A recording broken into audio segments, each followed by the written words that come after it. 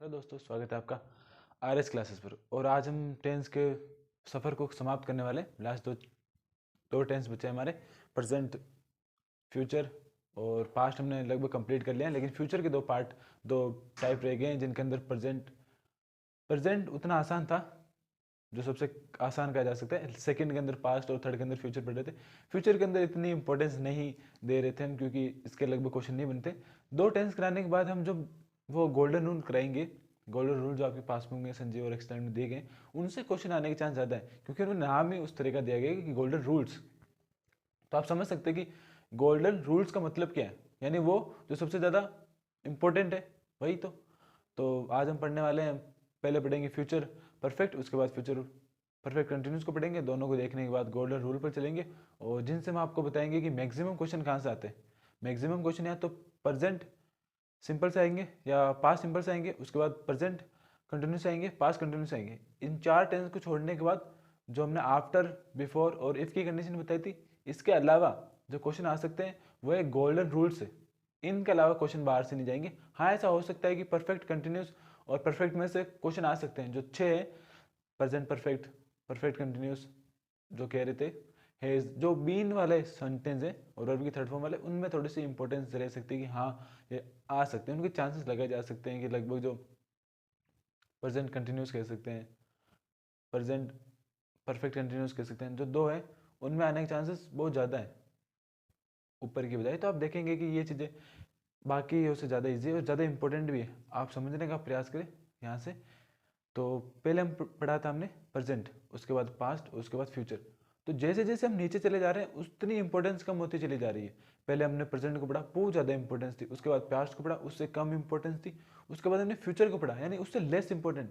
यानी जैसे जैसे हम नीचे जा रहे हैं वैसे वैसे इंपॉर्टेंस का जो स्तर है वो घटता चला जा रहा है। तो अगर आपको ये चीज़ें से नहीं समझ में आ रही तो कोई दिक्कत नहीं है, आप इतने जनरली कॉपी में नोट कर ले। जब आपको रिवीजन करने का टाइम है तो आप जनरली आप समझ पाएंगे। तो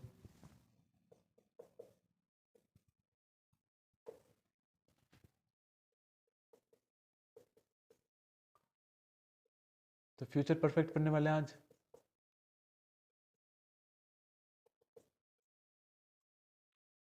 ये टेंस नंबर 11 है। इसके अंदर आप हेल्पिंग वर्ब देखेंगे।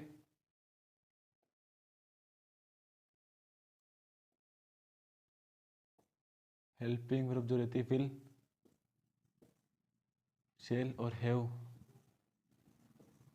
तो एक और चीज़, जब भी आपको हैव दिखे, यहाँ पर हैव हैज नहीं आता है, जनरली हैव ही आता है। ठीक है, आप हैज को कॉम्प्रोमाइज़ करके ना चले, क्योंकि इसके अंदर चाहे सब्जेक्ट प्लूरल हो चाहे सिंगुलर हो, आपको हैव ही देखने को मिलेगा, हैज देखने को नहीं मिलेगा।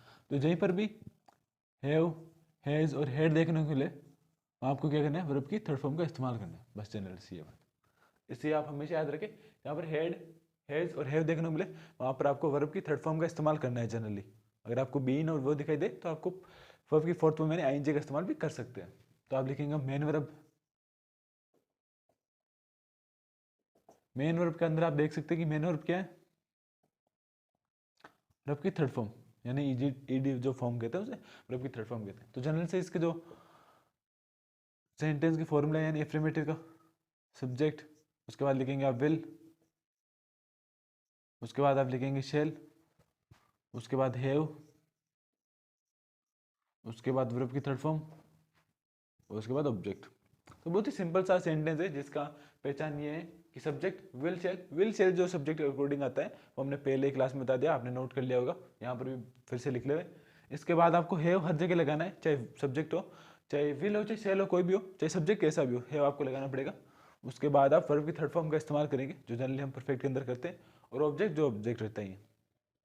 उसके बाद नेगेटिव का, तो आप देखेंगे थर्ड प्लेस पर आपको नोट लगाना पड़ेगा, सब्जेक्ट विल देखेंगे आप, उसके बाद शैल देखेंगे, उसके बाद नोट लगा देंगे यहाँ पर, उसके बाद आप क्या करेंगे, हैव लगा देंगे, उसके बाद वर्ब की थर्ड फॉर्म जो जनरल सा होता है, उसके बाद ऑब्जेक्ट। तो बस नेगेटिव के अंदर क्या होता है, आपको थर्ड प्लेस पर नोट लगाना होता है, वो बहुत आसान है। नेगेटिव इंट्रोगेटिव में कभी कभार आप हम थोड़ा सा कंफ्यूज हो जाते हैं कि हेल्पिंग वर्ब आगे आएगी या, क्योंकि यहाँ पर दो दो हेल्पिंग वर्ब है, विल हैव, विल शेल और हैव, कौन सी आगे आएगी कौन सी पीछे आएगी, इसमें थोड़ा सा कन्फ्यूजन हो जाते हैं। इसलिए अब लिखेंगे हम इंट्रोगेटिव,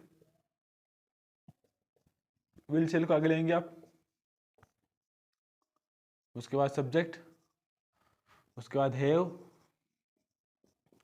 उसके बाद वर्ब की थर्ड फॉर्म, उसके बाद ऑब्जेक्ट और उसके बाद क्वेश्चन मार्क चिन्ह।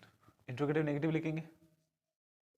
इंट्रोगेटिव नेगेटिव के अंदर विल, उसके बाद आप लिखेंगे शैल, उसके बाद लिखेंगे सब्जेक्ट, उसके बाद लिखेंगे नोट, सब्जेक्ट नोट के बाद में लिखेंगे हैव, उसके बाद वर्ब की थर्ड फॉर्म, उसके बाद ऑब्जेक्ट और ये क्वेश्चन मार्क।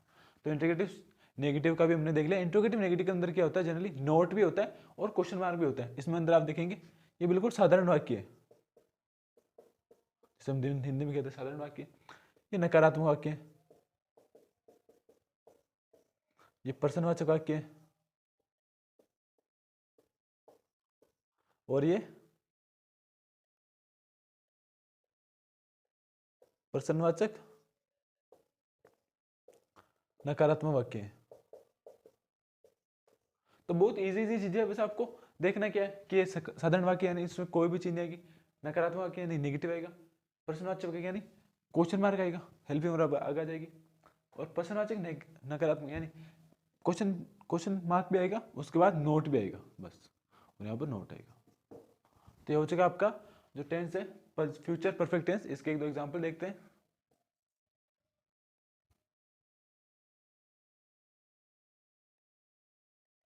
आप लिख सकते हैं इसके अंदर India will have, India will have, India will have become super power,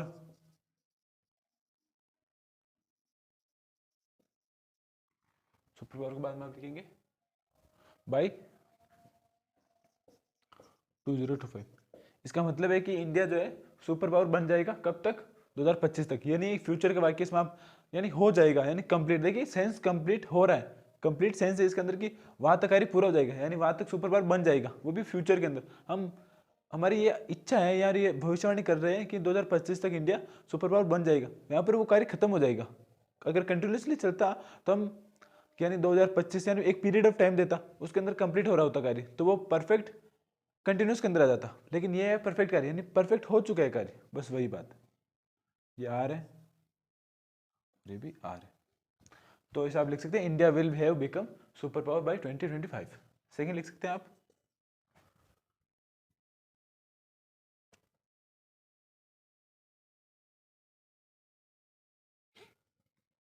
we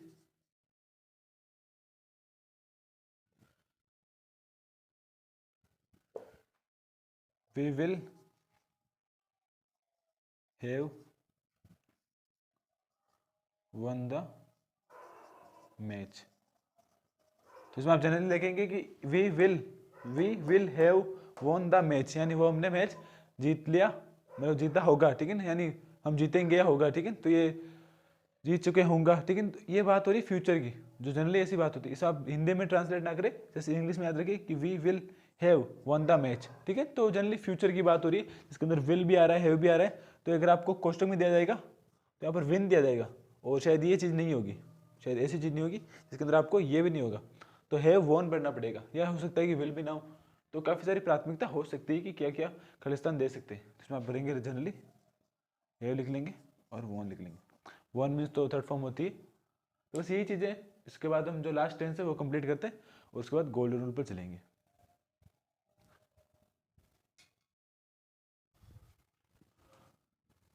सबसे ज़्यादा इंपॉर्टेंस जो टेंस के अंदर है वो एकमात्र चीज़ है, वो है सिंपल प्रेजेंट टेंस और उसके बाद गोल्डन रूल्स। इसलिए इस प्रकार का नाम भी दिया गया है इसे, गोल्डन रूल्स के लिए।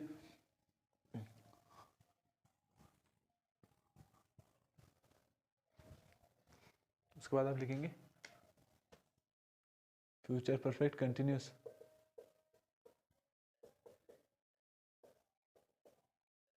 Continuous tense. इसके अंदर वापस आप हेल्पिंग वर्ब लिखेंगे, हेल्पिंग वर्ब थोड़ी सी लंबी हो जाएगी, यहाँ पर विल लिखेंगे, शेल लिखेंगे, हैव लिखेंगे, और उसके बाद बीन लिखेंगे। तो विल, शेल, हैव और बीन लिखेंगे। उसके बाद मेन वर्ब लिखेंगे। मेन वर्ब के अंदर क्या आएगा, वर्ब की आईएनजी फॉर्म। चलिए आप चाहे जैसे लिख सकते हैं, वर्ब की फोर्थ फॉर्म भी लिख सकते हैं और आईएनजी भी लिख सकते हैं। समझ आ गया आपको। उसके बाद लिखेंगे हम स्ट्रक्चर, क्योंकि और ज़्यादा कुछ है नहीं इसके अंदर। आप सिंस और फॉर का भी इस्तेमाल देख ले। सिंस लिखेंगे यानी निश्चित समय के लिए लिख सकते हैं। सिंस के निश्चित समय इंग्लिश में लिख सकते हैं आपसे पॉइंट ऑफ टाइम के रूप में। इसके अलावा आप फॉर लिखेंगे, वो होगा अनिश्चित समय। अनिश्चित समय, सिंस यानी निश्चित समय, फॉर यानी अनिश्चित समय। उसके बाद लिखेंगे आप पीरियड ऑफ टाइम, यानी सिंस होता है निश्चित समय, फॉर होता है अनिश्चित समय, पीरियड ऑफ टाइम और पॉइंट ऑफ टाइम। उसके बाद आप लिखेंगे स्ट्रक्चर एफर्मेटिव का। आप लिखेंगे सब्जेक्ट, उसके बाद लिखेंगे विल, उसके बाद लिखेंगे शेल, उसके बाद लिखेंगे हैव, उसके बाद लिखेंगे बीन। देखिए आप जनरली बीन का जो मान सकते हैं पहचान ये है कि जहाँ जहाँ बीन आएगी वहाँ पर वर्ब की आईएनजी फॉर्म में आएगी, इसके अलावा कुछ नहीं आएगा। समझ आ गया आपको। उसके बाद लिखेंगे बीन, वर्ब की आईएनजी फॉर्म। उसके बाद लिखेंगे ऑब्जेक्ट, उसके बाद लिखेंगे आपको सिंस और या फॉर, इनमें दोनों में से जो भी आएगा अकॉर्डिंग टू द सेंटेंस वो आप सिंस और फॉर लगा सकते हैं। नेक्स्ट लिखेंगे negative, subject, will, shall. Third place पे लिखेंगे आप नॉट, उसके बाद लिखेंगे हैव, उसके बाद लिखेंगे आप बीन, उसके बाद लिखेंगे आप वर्ब की आईएनजी फॉर्म, उसके बाद ऑब्जेक्ट, उसके बाद लिखेंगे सिंस, उसके बाद लिखेंगे फॉर। तो जनरल सा एक बहुत लंबा चौड़ा है, ये सबसे लंबा सेंटेंस कहा जाता है क्योंकि इसका स्ट्रक्चर बहुत लंबा होता है। उसके बाद इंट्रोगेटिव, सब्जेक्ट नहीं लिखेंगे, विल शेल लिखेंगे, पहले विल लिखेंगे, उसके बाद शेल लिखेंगे,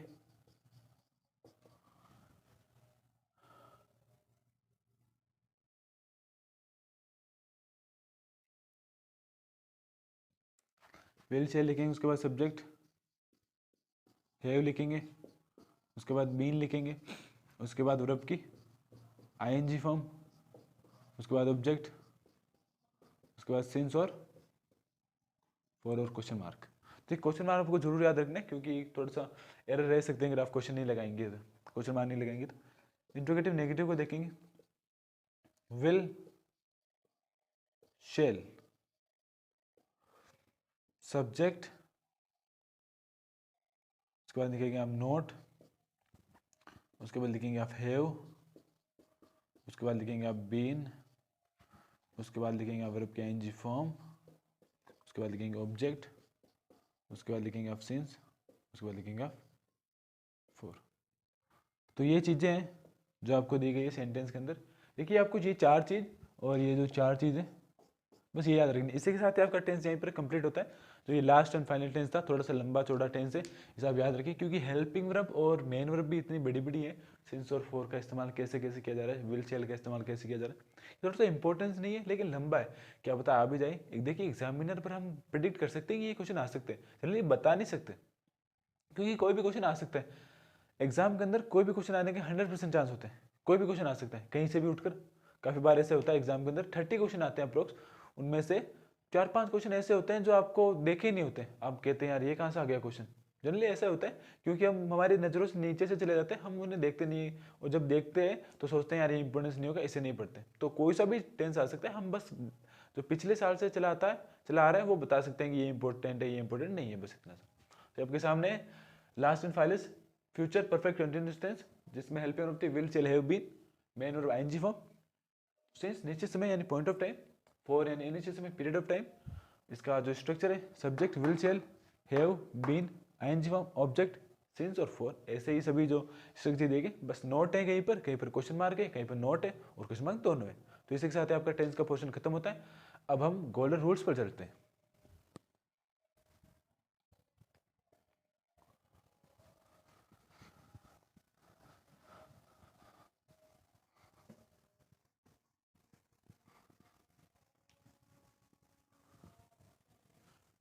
अब आपके लिए वो पोर्शन आने वाला है जिससे सर्वाधिक क्वेश्चन आते हैं, ठीक है।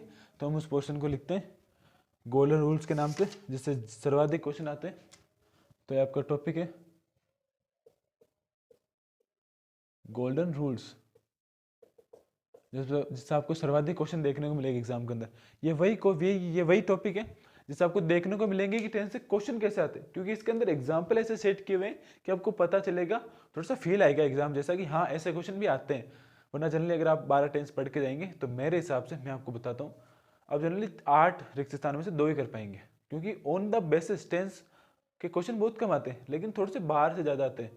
क्योंकि उतने सभी चीज़ें अगर टेंस से कम्प्लीटली सिमिलर ही दे दी जाएगी तो आप सभी क्वेश्चन कर पाएंगे।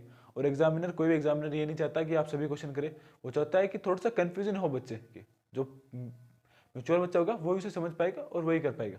तो देखते हैं गोल्डन रूल्स किस प्रकार है। ये भी टेंस से रिलेटेड है, बिल्कुल ज़्यादा अलग नहीं है। तो इसका फर्स्ट रूल जो है वो है मॉडल्स, यानी मॉडल जो है आपके नीड है, नीड नॉट, अलग अलग मॉडल है। Need not, must, can, can, इसके बाद है कुड, कुड के बाद है शैल, शुड, शैल शुड, इसके अलावा क्या क्या है, will, would, may, will, would, may, इसके अलावा माइट और लेट, माइट और लेट। देखिए जब सभी जो मॉडल लिखे गए हैं ये सभी मॉडल है, इसमें आप लिख लो मॉडल्स के साथ, लिखेंगे आप के साथ वर्ब की फर्स्ट फॉर्म आती है,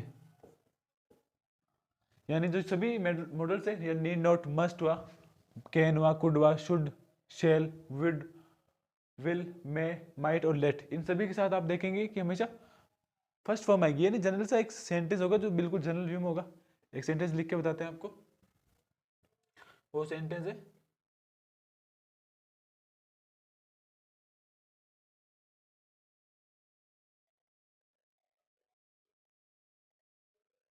आप लिख सकते हैं आई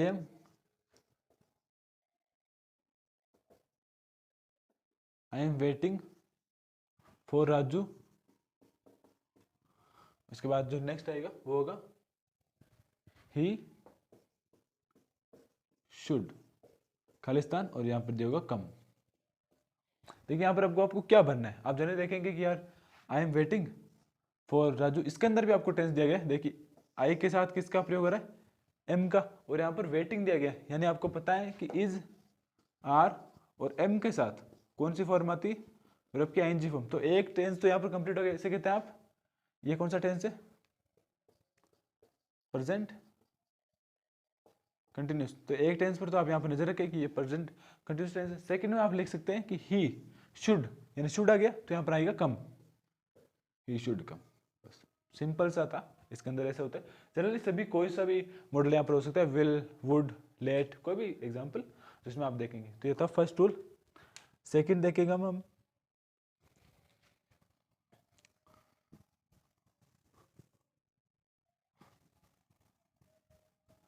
सेकंड रूल देखते हैं। Rule number second, always, every, चाहे वो डे हो, चाहे वो मंथ हो,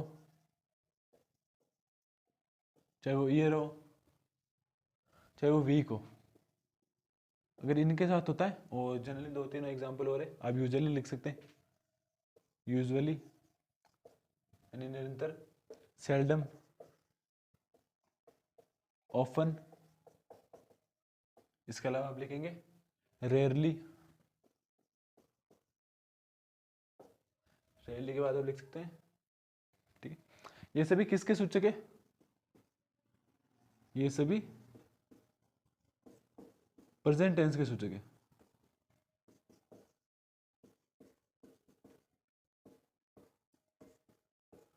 ये सभी प्रेजेंट टेंस के सूचक है, तो इनके साथ जो वर्ब आती है वो कौन सी होगी,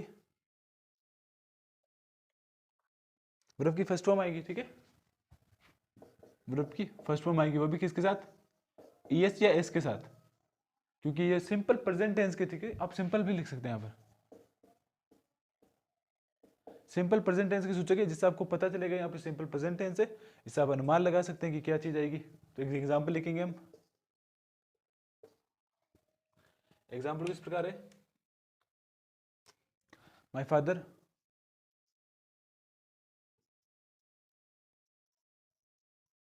ऑलवेज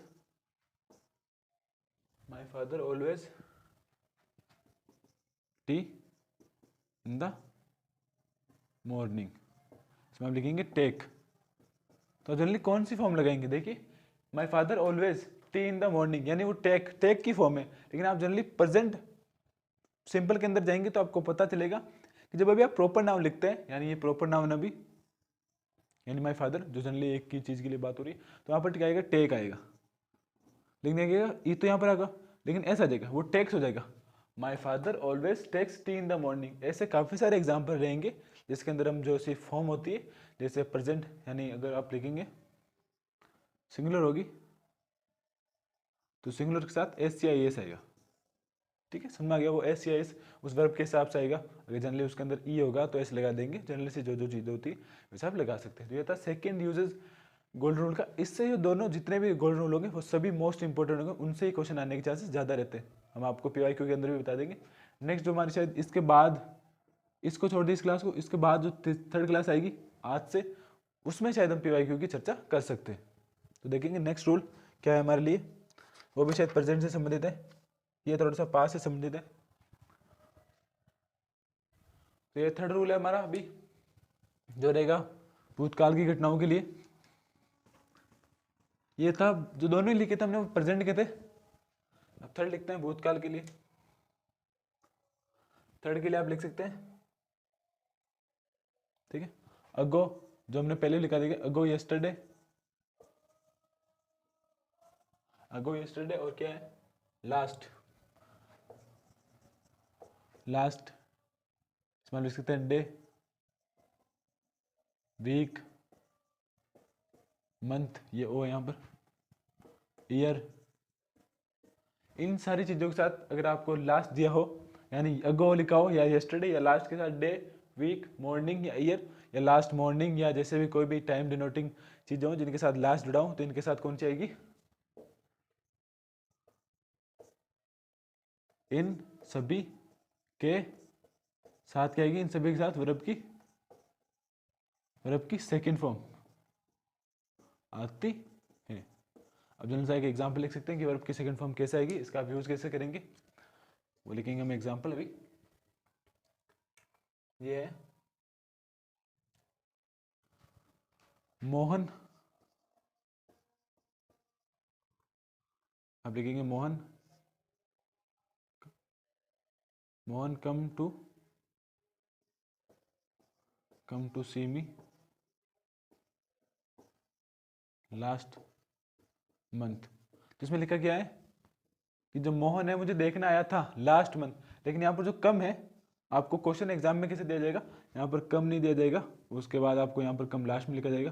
अब आपको बतानी पड़ेगी कि ये कौन सी फॉर्म है कम की, यानी कम की तीनों फॉर्म कम कम ही होती है, तो आप लिखेंगे इसमें सेकेंड फॉर्म कम, क्योंकि पहचान क्या है, लास्ट मंथ। तो ये पहचान है किसी टेंस की, कैसे पहचाना जाता है, ये जो है वो सिंपल पास्ट टेंस है, क्योंकि हर टेंस का यहाँ पर नाम है, तो ये सिंपल पास्ट टेंस है। तीनों हमने देख लिए, पहले प्रेजेंट का देखा था, उसके बाद प्रेजेंट सिंपल का, और ये पास्ट का है। ठीक है, इसी के साथ ही हमारी आज की क्लास ही समाप्त होती है। अगले जो 2-3 और या शायद जो जितने भी गोल्डन रूल है उसको अगली क्लास में करेंगे। उसके बाद हम एक सेपरेट क्लास लाएंगे जिसके अंदर जितने भी 2020, 2022 और 2019 के जितने भी पेपर है उनसे जो क्वेश्चन पूछे गए, लगभग 8 या 24 होते हैं, तो 24 स्थान आपको पूछे गए, उन पर चर्चा करेंगे और एक प्रिडिक्शन भी लगाएंगे कि क्या क्या कौन से टेंस से क्वेश्चन आ सकते हैं। क्योंकि 12 ही टेंस से क्वेश्चन आना उतना आसान या उतना नहीं आ सकता, उतना आसान भी नहीं है। तो हम उन्हीं टेंस पर ज़्यादा फोकस करेंगे, उन रूल्स पर ज़्यादा फोकस करेंगे जिनसे यूजुअली वो सारे क्वेश्चन आ सकते हैं, क्योंकि कम पढ़ कर ही ज़्यादा नंबर लाने, क्योंकि मेहनत करनी है वो भी स्मार्ट वर्क के साथ। तो अगर आपको ये हमारा सेशन अच्छा लगा तो वीडियो को लाइक करें, शेयर करें, चैनल को सब्सक्राइब करें। धन्यवाद।